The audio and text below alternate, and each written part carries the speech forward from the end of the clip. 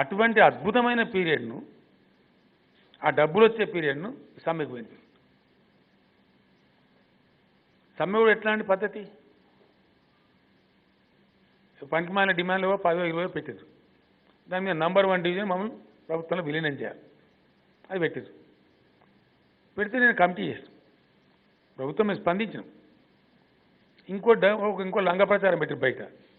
ఆమె 2 నెలల నోటీస్ ఇచ్చి నువ్వు 2 నెలలు ఇవ్వచ్చు 20 నెలలు ఇవ్వచ్చు, నువ్వు ఇచ్చే తెల్లారి అడుగుతారా? ఇది ఇంట్లో చిన్నపోడు అడుగుతాడు, ఏం చేస్తాం?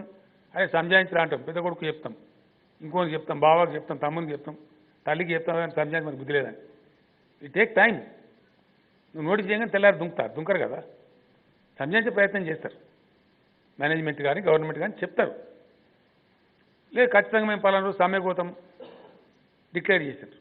మేము కమిటీ చేసినాం, స్పెషల్ చీఫ్ సెక్రటరీ అధ్యక్షతన చేసి చెప్పినాం, నాయన నువ్వు గవర్నమెంట్ కలపమంటే అంత ఈజీ కాదు, అంత ఎటువంటి అటు పిక్చర్ గుడ్డి గడపరాదు, ఇట్ టేక్స్ టైం. సమ్మెకు పోకుండా మీ ఆదాయం పోతుంది, ముందే మీ పరిస్థితి బాగాలేదు, ఆలోచించుదాం, డిస్కస్ చేద్దామంటే నో నథింగ్ డూయింగ్. మాకు మిగతా డిమాండ్లు ముఖ్యం కాదు, ఫస్ట్ డిమాండ్ ఎస్సా కాదా రాతపూర్వకంగా ఇస్తే లెక్క, లేకపోతే మేము సమ్మెకు పోతాం. పోయింది కమిటీని కాదని, కమిటీ 2-3 సార్లు ట్రై చేసి మీటింగ్ జరిపి చెప్తే కాదని పోయింది. తద్వారా ఇప్పుడు రిజల్ట్ ఏంది?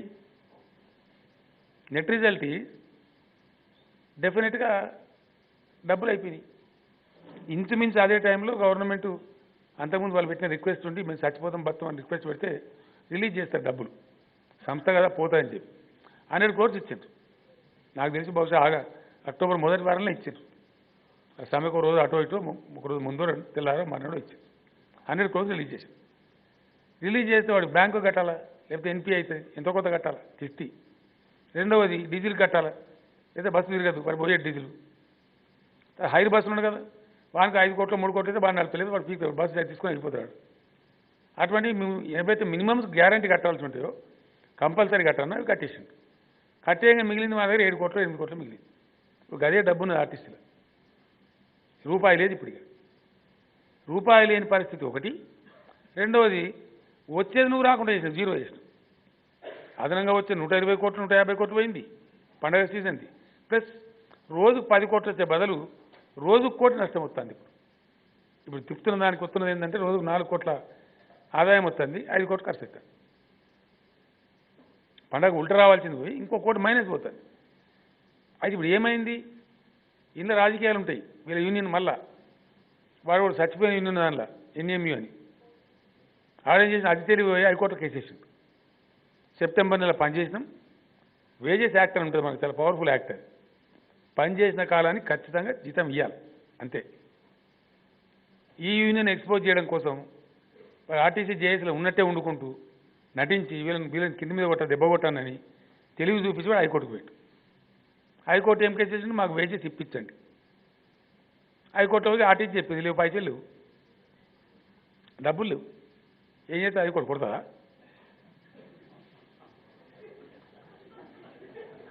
సంచల సస్కాన్ ఉంటే ఇచ్చి అంటే ఏ కోర్టు అని ఏం చేస్తుంది? ఉన్న స్థితి చెప్పింది వాడు ఎలా, బికాస్ హైకోర్టు కదా. లేదు వాడు కంటెంప్ట్ ఆఫ్ కోర్టు జైలు వేస్తాడు. ఏంద్రా నీకు అతను డబ్బులు లేవు, డబ్బులు రావు. It is a fact I'm telling you, very serious. ఈ మామూలు క్రైమ్ కాదు. ఆర్టీసీ యూనియన్ల పేరు మీద వాళ్ళు చేస్తున్నటువంటి మహానేరం, మహాపాపం. అమాయక కార్మికుల యొక్క గొంతు కోస్తున్న వాళ్ళ జీవితాలతో ఆడుకుంటున్నారు. 100% ఐఎమ్ టెలింగ్. ఆర్టీసీని వాళ్ళే స్వయంగా ముంచుకుంటున్నారు, ముగించుకుంటున్నారు. ఎవడి ప్రపంచంలో కాపాడలేరు. అది అయిపోయిన కింద లెక్క నా దృష్టిలో. It's a gone case. అంతగానో అధ్వానం అయితే ఇంకా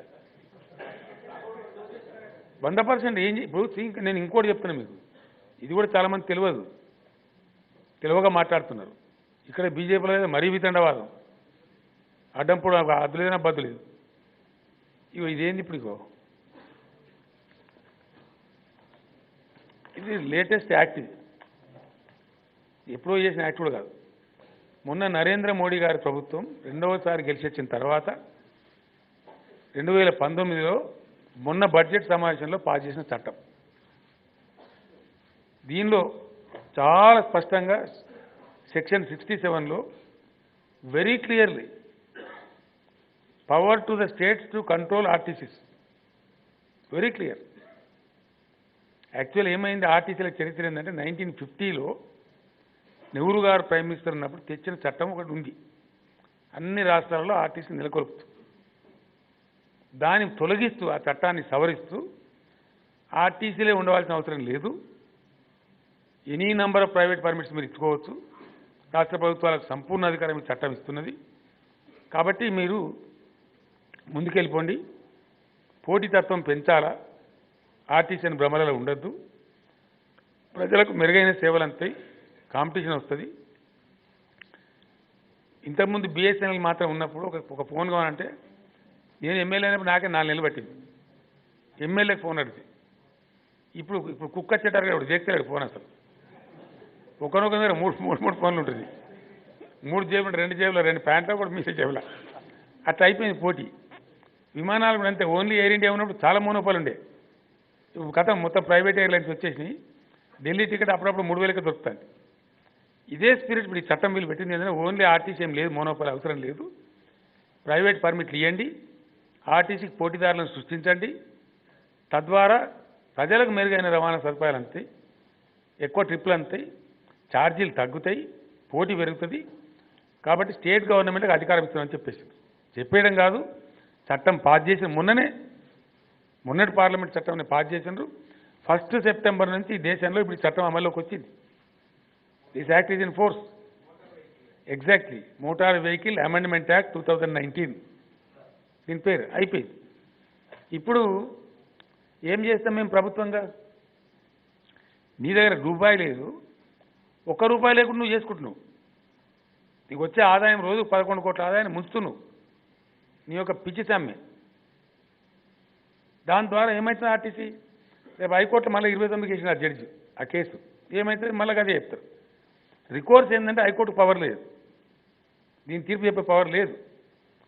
సీదా ఏం చేయాలంటే ఇండస్ట్రియల్ ట్రిబ్యునల్కి రిపోర్ట్ చేయాలి, ఇండస్ట్రియల్ లేబర్ డిపార్ట్మెంట్కి పోతుంది, వాడిని ఇక్కడే పద్ధతి సీదా లైన్ ముచ్చ ఇస్తావా జీతం ఇయ్యవా, లేవు నా దగ్గర నీకేమేమి ఆస్తులని అమ్మీయమంటారు. ఎప్పుడైనా జరిగేది అది, కంపెనీ చట్టం అది. అప్పుడు 4 బస్ స్టాండ్లు అమ్మాలి, జీతాలు ఇవ్వాలి. సెప్టెంబర్ నెలకు ఈ ఆస్తి ఉంటే అది బస్సులు అమ్మాలా, వాడు లేపితే వాడు ఆక్షన్ వేస్తాడు, లేపితే 100% ధర నేనేం చేయాలా? అది కార్పొరేషన్ బాబు, గవర్నమెంట్ కాదు. 100% పోతుంది. ఒకటి కాదు నేను చెప్పేది, వాయిదా చెల్లించకపోతే కిస్తీ కట్టకపోతే ఎన్పిఏకి అవుతుంది. That is one danger. ఇంకా మీకు తెలియదు నేను చెప్తున్నా. ఇది అందుకే దురహంకారపూరితమైనటువంటి ఆలోచన రహితమైనటువంటి అర్థం పర్థం లేనటువంటి బుద్ధి జ్ఞానం లేనటువంటి సమ్మె ఇది. మెడ మీద తలకాయ ఎవడు చేయడు. సంస్థ మనుగడను కానీ కార్మికుల యొక్క భవిష్యత్తు, కార్మికుల యొక్క జీవితాలు, వాళ్ళ కుటుంబాలతో ఆడుకోవద్దనే కనీస జ్ఞానం ఉన్నది ఎవడు చేసే సమ్మె కాదు ఇది. Very sorry. చట్టమే, నేను చెప్పే చట్టమే కదా, ఇక అర్థమైతే లేదా? నేను చెప్పే చట్టమే. వాళ్ళ సమ్మె ఇల్లీగల్ ఎప్పుడున్నది తెలుసా నీకు? It is a illegal strike, already declared.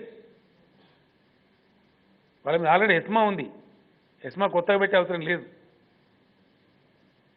Yes, ESMA ఉండంగా చట్టానికి పోయినారు. ఒకటి కన్సైలేషన్ ప్రాసెస్ లేబర్ డిపార్ట్మెంట్లో ఉండంగా చట్టానికి పోయినారు.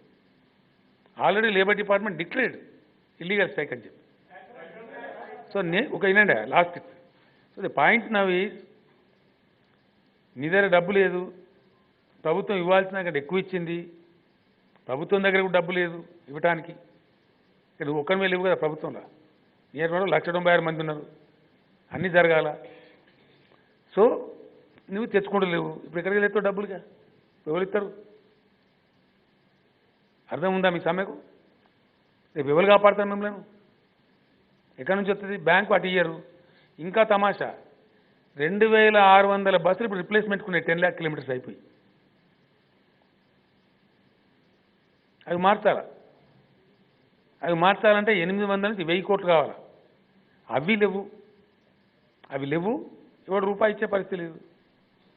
ఇప్పుడు ఏం చేస్తావుగా అంటే డెఫినెట్లీ ఈ సమ్మె యొక్క రిజల్ట్ ఏంటంటే, ఈ సమ్మె యొక్క ఫలితం ఏంటంటే 1000% పాత ఆర్టీసీ ఉండే ఆస్కారం లేదు, జరగదు.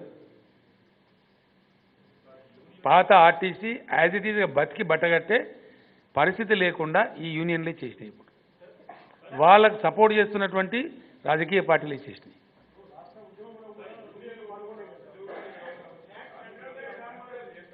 ఒకటండి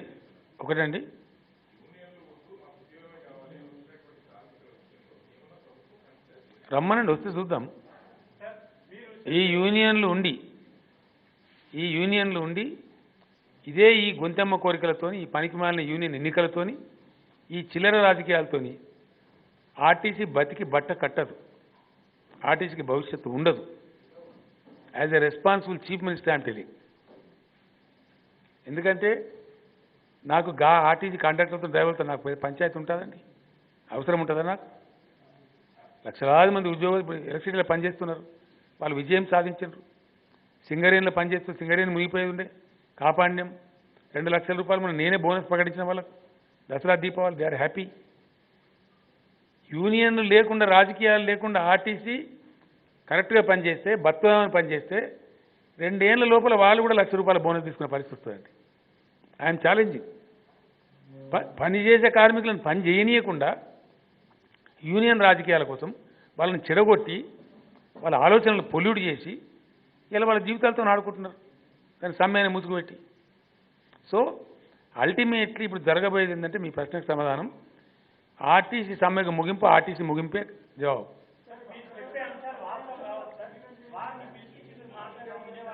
నేను పిలిపించలేదానండి, మాట్లాడలేదా?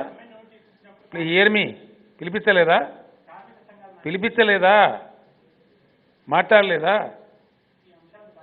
ఎవరు చెప్తారండి మీకు గమ్మతున్నది? పిలిపించింది వాస్తవం కదా, we're on record. Special chief secretary, finance secretary, transport secretary, they represent the government. Committee appoint చేసింది chief minister of the state, నేను అపాయింట్ చేసిన. పిలువలేని ఎవడంటాడండి విధవా? మళ్ళీ అట్లా అంటారు ఏంటండి? నేను చొరవ తీసుకోకపోతే కమిటీ ఎట్లా వస్తుంది? ఇవ్వలేదండి. హైకోర్టు అడిగింది. హైకోర్టు ఏమన్నదంటే, out of good will order చెప్పిండు ఆ జడ్జి గారు, మాకు ఏ అధికారం లేదు, మేము కార్మికుల డిమాండ్లు అంగీకరించమనే అధికారం మాకు లేదు, కానీ కామన్ మ్యాన్ ఎవరైతే సఫర్ అవుతుండో వాళ్ళ ఇంట్రెస్ట్లో ఒకసారి ప్రయత్నించమని నేను కోరుతున్నాను డైరెక్షన్ ఇచ్చాడు. They will do it.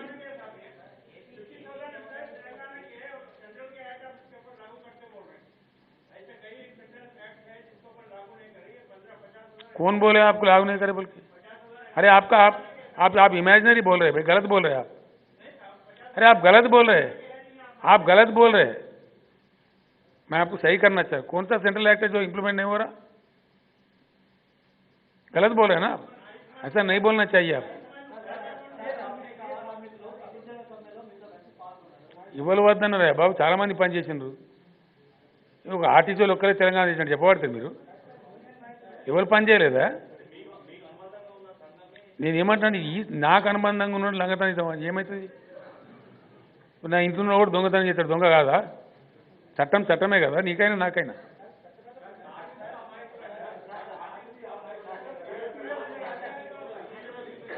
నేను ఇంకో గంట అయినా ఉంటా. 1 at a time ప్లీజ్.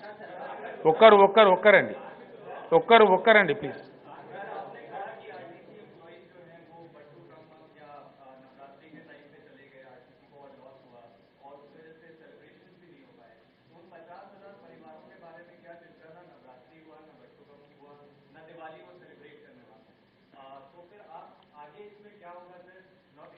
वो अपने आप में सोच लीजिए ना, वो उनके परिवार के बारे में उनको ज़्यादा चिंता होना चाहिए.